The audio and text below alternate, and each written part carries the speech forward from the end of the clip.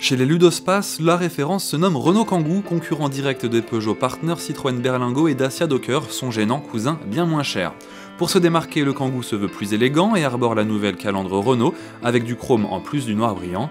À laisser aujourd'hui la version extrême au look de baroudeur, les pare-chocs intègrent de l'aluminium façon sabot de protection, alors que le striping latéral est lui en option gratuite. Les barres de toit adaptables se clipsent à la perpendiculaire pour faciliter le transport d'une malle par exemple.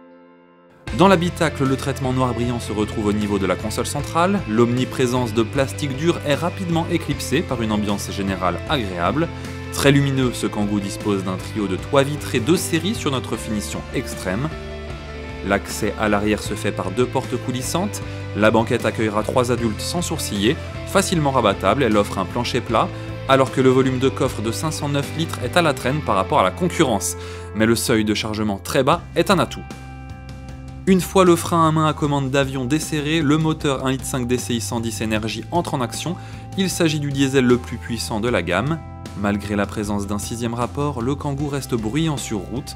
Notre véhicule d'essai était équipé du système Extended Grip, une option à 400 €. Il s'agit d'un anti-patinage évolué qui optimise la motricité sur chaussée humide et dans des conditions difficiles, sur la neige ou le sable par exemple. Le Kangoo remplit parfaitement sa mission, habitabilité et rangement généreux, chargement facilité et look de plus en plus soigné sont les atouts de ce Ludospace.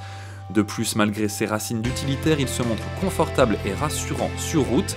Généreuse, bien guidée et équipée du stop and start, la motorisation DCI 110 Énergie affiche des consommations mixtes à seulement 6,5 litres au 100 km. Un bémol pour finir, son prix à 22 850 € hors option, c'est environ 5 000 € plus cher qu'un Docker à équipement équivalent.